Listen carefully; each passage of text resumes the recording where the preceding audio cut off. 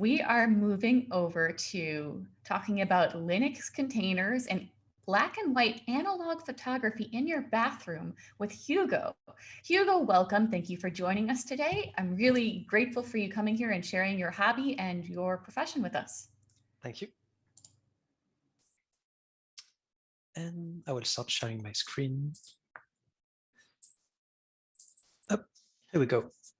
So, hello everyone. My name is Hugo, and I would like to take a couple of minutes to talk about containers. Today, more and more systems are relying on containers to deploy and run workloads, both for local development and production use case. You probably heard of Docker, Kubernetes, Ranch, or LXC. All of those technologies are relying on containers in a given fashion. You're likely going to audit, test, and harden an increasing amount of system running containers in the next years. This is why I think it's important to talk about them, what they are, and how do they work. The more we will understand them, the easier it will be to break them and to secure them. So during this presentation, I'm going to build a container definition from a technical and low-level point of view, so no prior knowledge should be required. Who am I? My name is Hugo, and my current job is helping people to deploy containers in production and manage such containerized systems for a big video game company. Even today, if I'm more on the development and infrastructure side, I also have a InfoSec background through my study, and at some point I even worked a bit as a tester. To describe how container works, I'm going to do a silly analogy and compare everything with Batman. This might sound weird, but bear with me, it will eventually make sense. Most of you have heard about Batman. It's the story of Bruce Wayne, billionaire by day and vigilante known as the Batman by night. Bruce has a huge manor he lives in, and he is helped with his butler named Alfred. Bruce spends a lot of time doing his vigilante hobby, and in fact, the one doing almost everything in the manor is Alfred. Alfred provides Bruce everything he needs while making sure the manor stays clean and tidy. Without him, everything would likely fall into pieces shortly. Let's say Bruce wants to decorate the dining room with a specific piece of art. He's not going to buy and go get the painting himself. Instead, he will ask Alfred, and the next day when he will come back, he'll find the painting hanged in the dining room. So here we have a pattern. In the manual, Bruce is asking and Alfred is doing. In fact, that's really close to what happens in computers. For example, when the process wants to read a file, it's going to ask something called the operating system. The operating system, here Linux, is going to look on which physical drive the file is located. It will then go find the file, load its content to memory, and once the content will be loaded, it's going to get back to the process and say, hey, I loaded the content of your file. It's in this space in the memory, and you can access it now. Then the process will be happy and able to enjoy the file's content. So the operating system is to the process what Alfred is to Bruce Wayne. It's someone doing all the low level and heavy lifting, so the other one is able to focus on high level and more important stuff. It's also here to ensure stability and make sure requests are sound and not compromising the whole system. For processes, asking the operating system to do something as a name, this is a system call, or syscall for short. And there are a lot of different syscalls. Last time I checked, writing this presentation, I found 332 different Linux system calls when running on x86 architecture, likely what you got on your computer if you don't have the latest MacBooks. Processes are doing a system call to interact with absolutely everything. To get an idea of how important this is, for example, a process wants to know what time is it, what's its machine name, what is its process ID. He wants to talk with someone over the network. He wants to communicate with another process, or if the process even wants to fork and have a child process, it will do a system call and ask the operating system. So system calls are everywhere. You can find most of them online. Just Google Linux system calls table and you will find all of them. The Batman analogy is not over yet. So now let's say Bruce Wayne wants to throw a big party in his manor, and because there's no COVID in Batman's world, there will be a lot of guests. And guests will do as Bruce does. They will ask Alfred if they need anything. For example, they will ask to get a new glass of wine, or they can ask questions about the host Bruce or the manual itself. And here we have a problem. They should not know Bruce is into bad cosplaying, nor that he spends this whole fortune developing tech to do 3 top adventure course in the middle of the city. Alfred cannot really say, no, you're not allowed to have this information because it's going to sound suspect and people will start asking more questions. So there is only one way out. Alfred will have to lie. The issue with lies is that when you start lying, you cannot really stop. You have to lie on more and more subjects. For example, someone can say, do you know who is Batman? And the obvious answer should be no, but you can have more insidious questions, even not intentional. You can leak more information about Bruce's true identity. For example, how many rooms are there in the manor? Should Alfred count the rooms in the secret caves which are filled with weapons and weird tech or not? And another question, how high is your electricity bill? To answer this, Alfred will have to keep track and deduct the power consumed of each machine and deduct the power consumed by whatever Batman machine has. And on modern Linux kernel, we can also ask the operating system to lie to the process exactly the same way Alfred lies to the guests. When the process will do a system call, Linux will remember that someone asked it to lie to the process and will answer the lie instead of the truth. So for example, we can ask Linux, can you tell it that there are no files here? Or can you tell this process that I'm not here? Please make it believe this process is root. Or even, I don't want this process to know I have a second network interface which is able to reach internet. I only want this process to have access to this network interface, which has access to the local network. And Linux will start to lie, and we'll have to keep track of all the lies it told to know which lie was told to whom. Because, for example, if a process A has a child B, Linux should tell the B the same lies it told A, because if it does not, A and B will start to understand that something is wrong and won't behave correctly. To make it easier to know who should be answered what, we are going to introduce a lie group. Everyone in this group will be lie the same thing. If a process in this group has a child, the child will automatically be part of this group. And the group will be destroyed as soon as there are no process left in it, because there is no, it's not useful to keep track of all the lies we told if everyone who heard it are dead and destroyed. So a lie group is a non-technical term, like it's something I made up. In the real world, we call those groups namespaces. And today there are 8 different kinds of namespaces supported by Linux. I won't describe them all because it would be boring, and I would just provide a poorer version of what you can already find on the internet. But basically, you can lie about absolutely anything. You can lie about the network, the files, the process, the users, the time, the host name. You can lie about a lot of stuff. But the Batman analogy is not over yet. You might know that Batman has a sidekick, which is called Robin. And in fact, Batman had multiple Robins. Each time a Robin stops being Robin because he wants to do something else or dies, Batman will enroll a new young people to help him with his activity. And this person will become the new Robin. Those people know who Batman is, but they don't have full access to the manual resource. For example, they cannot ask Alfred, hey, I want to buy everything. I want to buy Tesla, for example, and I want to use all Batman's fortune. They have the information, but they cannot consume everything. And this pattern, we'll also have it in the Linux world.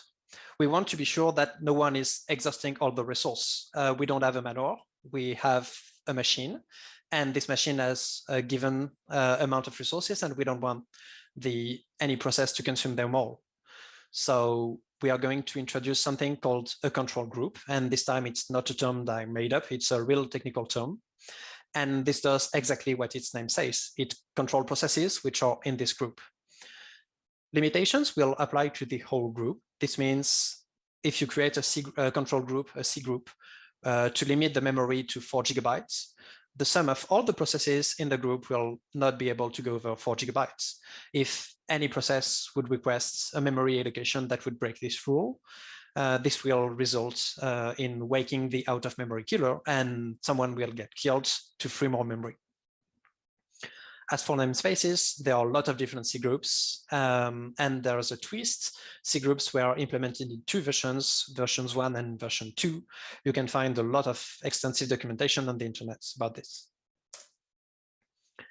With everything we've seen so far, we can imagine a way to start a process and make it believe that it's the only one on its machine, and give it a false network interface, its own little disk, and restrict its access to only a part of the machine resource.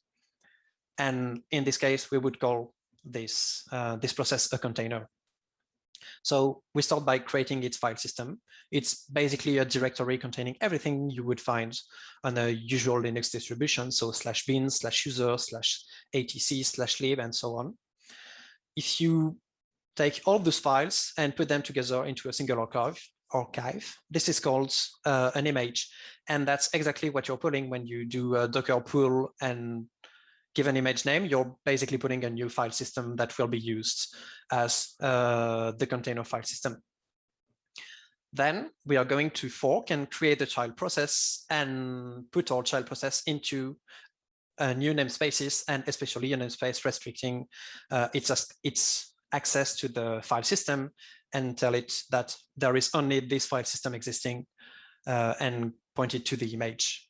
Then we are going to create C groups to limit our child memory or all child CPU consumption. And we're going to create 2 virtual network interface and link them together. We'll put one in our child network namespace and one in ours. And through this interface, we'll be able to discuss with our child. And our child will only see this interface, so it will talk to us using this interface, and we are going to forward the traffic to the outside world. And when we'll have response, for example, if it does a HTTP GET, we are going to have the response and set it back to the process. So we will control all the traffic going in and out of the container. If you're used to Linux system administration, it's basically using IP tables and implementing a NAT using IP tables, exactly as you would do on any corporate network. Then everything is ready to start our containerized process. So we ask our child living in the namespace to transform itself into the process we want to run. So for example, I want to run an Nginx HTTP server. So I will ask my process, hey, can you morph into an Nginx HTTP server? And there is a Linux system call for that, which is called execve, and will allow any process to turn itself into another process. So your child will ask Linux to, hey, I want to become Nginx, and Linux will kill your child and start Nginx instead. Once done, there will be no trace left of our child, and we'll have a process running in its own namespace with its own file system. And its only way to communicate with the outside world would be through the network interface we manage, and we'll have a container. Now we finally have a technical definition of what a container is, but what does it mean from a security point of view? First, it means if you're Bruce Wayne, you can see everything happening inside the containers. You can fire htop and see all the process running. It's the opposite of a virtual machine. Like, you will be able to see this process is running, have this child, and is running in this namespace, and has this as those can access those resources, for example. So basically, when your root ends on the host, you can see everything. You can enter namespaces. That's really useful to debug or to perform lateral movements. You can ask Linux to open a new shell and say, I want to view things as this container sees. And you will have up a new shell, and this shell will be restricted in all the namespaces and C groups. So you'll be able to understand what the containerized process sees. If you're in a container and privileged enough, you can even ask Linux to get out of your namespace and get back to the original namespace. And that would mean getting out of the container, and that's the thing we want to avoid. And there is a last thing which is a bit difficult, but we are lying to the process and making it believe it is root, for example. And if we are doing that, we'll have to follow the rules of a root user. This means if we are going to give access to a resource to the process, and the process wants to do something, it will do something as root, even if from the host point of view, it is not root, which is running its user 182, for example. When the process will, for example, try to write something on a disk, it will write as root because from its point of view, it is root. And Linux will act as if the process were root. So this means if you give access to a resource to a container and something in this container is running as the root user, it will be able to perform any action as it would have been able to do as a root user on the host. So this might be a security risk. To conclude this introduction to Linux container, I will cite Elias Goldfuss, who perfectly summed up everything in a single sentence. Containers are processes born from tarballs. Tarballs are the image, anchored to namespace and controlled by C groups. And with this, you should have a definition of what a container is and how this works. If you want to go further, you have two Linux CLI tools you can use. One which is called NSEnter, which allows you to enter any namespace. And the other one, which is called unshare, which allows you to create a child and put this child into a namespace, already existing one, or create a new one. If you want to toy with everything I said, I built up a small getting started to create a container using only Bash and Linux primitives. So here's a link and I will post it in the Slack chat after. And thank you very much. That's the end of this part of the presentation.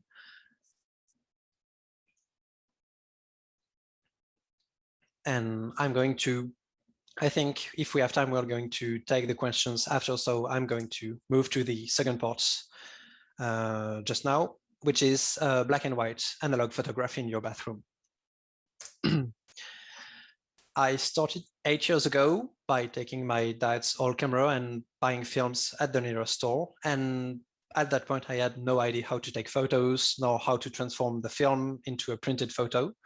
I was just buying the local photo shop and giving them the film, and I got back 1 week later with the film and the negatives and the USB key with all the scanned photos.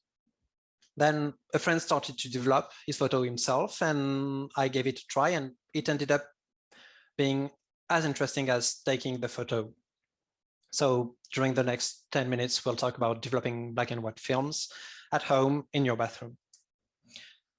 Why would you want to develop your own photos? First of all, it's a really nice do-it-yourself hobby. It has a lot of technique you can learn and improve. So you always have this feeling of I learned something new or I'm getting better at it.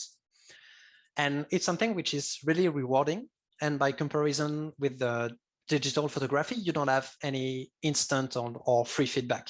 You have to wait and put some effort in order to convert that piece of film into something meaningful that can be shown to people, which is the final photo. And the delay between when you take the photo and when you can finally see it contributes a lot to the reward feeling you get.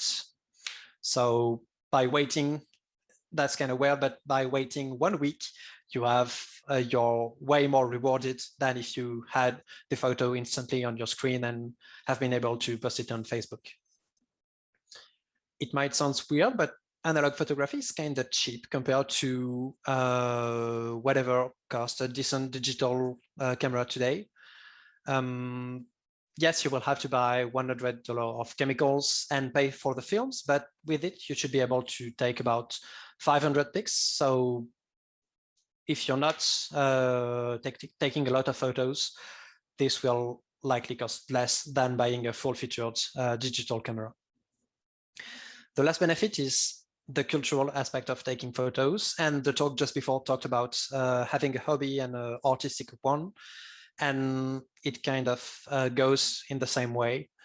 Because photo is both a technique and an art. By studying the technique, you end up exchanging with people with an artistic background. And that's something really interesting when you're coming from a technical background and working with computers all the day. That really gets you out of your bubble and allow you to do and try more creative stuff and discuss with more creative people. Analog photography is a 4-step process. Basically, we take the picture, that's the fun part, everyone already knows about. Then we develop the film. This is the process of getting from the film in its metallic case into something that won't get destroyed by light or time, that will be called a negative. By looking at negative, we can choose the best photo. This can take a lot of time because we have a lot of photos and those are really small. And when we finally decide which one is best, we can print them either by scanning the negative or using a more classical way of printing photo. I will get back to it later. The first half of the steps can be done easily without too much equipment. That's the part I will focus on, as in my experience, the easiest way to get started with analog photography. To take the photo, you need a camera. It costs around $100 today, black and white film, and a way to measure light if your camera does not have it. If you don't have a way to measure light in your camera, you can use a phone app for this or buy a light meter. The camera is composed of a lens, an obturator, and a film. The lens is taking all the light coming from the object you want to take a photo and redirecting it to the film. And the obturator is here to block the light from hitting the film to avoid burning the film. When you press the trigger, the obturator quickly opens and closes, and it lets a small quantity of light hit the film. At this point, there is an image on the film composed of microscopic black dots. Those dots are so small, even the most powerful microscope would not see them. If we had a steady subject, we could keep the obturator open for several hours and the paper would slowly turn dark and we will start to see the image. But as you might have guessed, it's not really practical to ask someone to say, to do not move during 2 hours in order to take a single photo. So we have to get another way of making this picture visible, and hopefully we are going to do it using chemistry. This part, making the photo visible, is called development, and it's a multi-step process. The goal is to go from a film in its metal roll with an image we cannot see and which is still light sensitive, to a film with a visible image, not reacting to light anymore, and that will not be destroyed by the time. And we call this result a negative. We have to move the film from its plastic case into a light-proof tank where we'll be able to pour the chemicals in. The issue is the light burned the film. So even the red light you see in the movies will burn the film and you won't be able to see anything if the film sees light. So this whole process should be made in the total obscurity in your darkest room without any windows by night, likely in your bathroom or like in the room with the less light you have in your room, in your house. Once you're in the dark, you have to pull the film out of the case and start rolling it into a reel. The reel is a thing that avoids your film to touch any border in the tank to ensure that when you will pour the chemical will be in contact with all the film surface, and there will be no spot where there will not be chemicals on it. That's a really tedious operation. You will have to put the film in and start reading. The biggest risk is the film to twist and not slide properly. When it's over, you cut the end of the film, put the reel into the tank and close the tank, seal it, and then you can turn light on and the other part is over. Then we can grab our most beautiful lab coats and start the chemistry part. The first thing we want to do is to make the image appear on the film. So for this, we'll use a chemical called the developer. it will make the film turn black, but it will react first on parts already hit by lights. So it will widen those microscopic dots we had before. This means the more we let it react, the wider the dots will be and the darker it will get. So if we wait too much, we will end up with a completely black film. And if we don't wait enough, we'll have a transparent one without any contrast, and we won't have any picture on it. So the result depends on which chemical is used, how much time do we wait, which film was used, the temperature, and if we are shaking the tank or not during the process. The community is sharing a lot of recipes online, and most of the time I just end up Googling which film I have, which developer I have, and I will always have dozens of recipes and with a picture of the kind of result I can expect, and we'll choose one and apply. When the reaction is over and the film is revealed enough, we have to stop the reaction. If we don't, the film will continue to darken. And this can be done by either rinsing with cold water or using something which is called a stop bath. Basically, it's just vinegar. So we put cold water or the stop bath, so it completely stops the reaction. And at this point, we have a film with an image on it. And we might want to put it out of the tank and look at it, which we should never do, because we would not have issues during the first 2 or 3 minutes, but at some point the film will turn darker and darker. It's because the film is still reacting to light the same way it was reacting when it was in the camera, and we still have microscopic black dots appearing on the film everywhere. And after a day, the film will only be black and we would have lost any trace of the picture we took. So to avoid this issue, and we need to get rid of everything that has not reacted to light yet to make sure there is no chemical that will continue to react. And for this, we are going to use something called a fixer.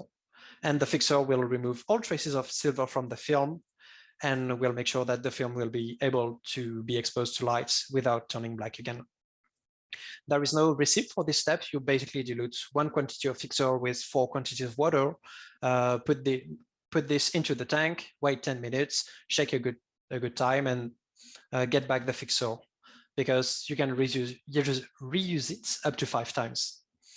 Then you have to rinse, and you will never rinse too much. Really don't be impatient. Usually you should rinse during 15, and it can be up to 20 minutes, because if you still have chemicals in the tank, it will, when the film will dry, it will dry on the film, and you will have a taint, like it will turn red or yellow, or it won't look like what you want it to look like.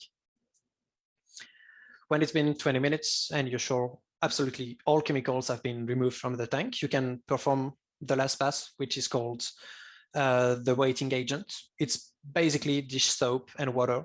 The goal is to avoid water to stay on the film when we will hang it to dry, because if you still have water droplets, when they will dry, they will leave traces. So you don't want to have water droplets. So we put soap on it and then we put it to dry. It dries, it takes maybe 4 or 5 hours to dry, depending on where you are. And we hang it using weighted clips. So if I sum up, the price of everything that was needed until now is between $90 and $150. It should allow you to take between 500 and 800 photos, which can be quite consequent. And of course, I have issues with the slides. Sorry. So we want to choose which slide were the best ones. And for this, we have to look at the negatives. And as its number indicates, the negatives are the opposite of what the photo, what was seen when we took the photo. So if we had an object which was black, it's going to be white on the negative, and the opposite. So the light, everything which was light will turn dark, and every cheese which was dark will be light on the negative. So it's really hard to see what the final photo look like. So at this point, you can grab your phone camera and take a picture and put it into Photoshop or any photo editing tool and perform the invert filter, which will basically turn all black into white and the opposite. And you will have the photo as it would look like in the final product. You can also bring the negatives to your local photo shop and ask them to scan them. They have high density negatives film scanners, and they can give you digital versions of the photo you took. That's a nice way to have all the photos, to know what they will look like, and you will even be able to share with the people. You can send the photos on Facebook or send them by email to the people who are in the photos. And then the last step is to print using a classical printer, or print it in a more traditional way. I'm not going to detail the whole printing process, but with everything we've done right now, until now, we should have a way to find a way to get all the colors inverted again and have a real picture. We can take a photo of our photo, and because minus and minus gives a plus, if we invert everything again, we are going to get back to a normal photo. And this is done by taking a photo of the photo again. So we use something called an enlarger, and it's basically, we have a source of light, we put the film behind it, and the light goes through the film, and there is a lens, and it's going to project the photo on a paper, and you're going to print your photo on the paper using, you're basically taking a photo of your photo, but instead of a film, you're going to use a paper. Then this paper, you will do the usual steps, like you will develop it, then use a fixer, then rinse it, then use a stop bath. And this whole printing process requires way more space and tools than just developing the photos. It can still be done in your bathroom, but it requires a bigger investment. And I really don't advise trying to do everything at once. Mastering the development process and making your own negatives is already a complex first step. And maybe waiting to be familiar with everything before trying out printing your own photos is a good idea. And I think that's all. If you're interested in doing this yourself, you can find a great step-by-step guide on how to do it on Instructables. And if you want to go even further, you can make your own developer, and instead of buying chemicals, you can use instant coffee and C vitamin to make your photo appear and react. And on the plus side, you will be able to throw everything in the sink and not pollute, and not have to keep everything in a drawer because it pollutes. So thank you very much. That's the end of the second presentation. If you don't mind, there are some questions for you. Yes, sure. So the first one is regarding containers. What are the privileges that a process needs to escape a container? And have you ever managed to simulate it? You can have, you need two things. You need to be able to, you need to run as a root user in most of the case to be able to escape. That's the first part. So if you're running as a non-privileged user, you will not have the permission to perform the Linux system call to go back to the original namespace. And the second thing is there are things called capabilities, and you have to be able to perform certain system calls, and there are, for example, a lot of syscalls allowing you to change namespace or put under what is called a capability. And when you're creating containers, you can tell Linux, I want this capability to be available. And by default, this is not the case. If you're running on Docker or on Kubernetes with the privilege flag, you're explicitly saying Linux that you want this container to have capabilities of doing everything and, for example, get out of its own namespace. And the last thing you will need to get out of your namespace is to view, to be able to view the original namespace to get out of it, because you're not getting out, you're entering again the namespace you were before being containerized. And yes, of course, it can be used, it can be done. And in fact, that's what I'm using today if I want to debug a container in production and I have issues on the hosts and I don't have SSH access to the host. I'm going to run a privileged container and I will attach in this container. And from this container, I will go back to the host file system and it will act as if I had SSH root connection on the host, even if in fact I'm just opening a container on the system and getting out of it. So yeah, it's totally feasible to get out of a container, but by default, most of the system do not give you the capabilities to do so. So we have a bit younger audience in some of these cases who aren't used to film developing, and they want to know why the red lights. Okay, the red lights is used on the second port, the printing port, because it would be kind of tedious to print. You have the paper and you want to print on the paper and be able to, and you want to be able to know where the paper is and put it in the next path and everything. And in this case, we use the paper does not react to this red light. So to avoid being on the dark all the time, we use a specific red light that will not burn the paper. But this is not the case for the films, the one you have in the camera. This one reacts also to the red light, so they would be burnt by this light. But when you're using paper, the paper is not burned by the red light, so it allows you to do everything as if you would be in the dark, but in fact, you can always see something. And the next question is, do you have a favorite 35mm film that you use today? I love the Kodak 3X. The original, they stopped producing it.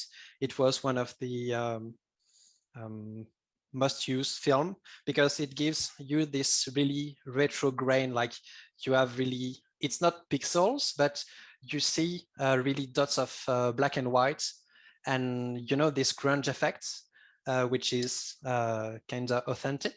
And yeah, 3X really gives you this effect while being cheap. All right, the next question is a fun one. Who is your favorite Batman villain and why? I don't really have. I think it would be, yeah, I know it's mainstream, but I love the Joker. Who doesn't? Yeah, the way it was depicted in the films is a really interesting way of treating the character. So yeah, it would be the Joker. And the final question I have for you from the people in the audience is, what camera do you use currently to shoot film with? I'm using both so I'm doing black and white on my main camera, which is Canon A1, which looks like a Canon AE1.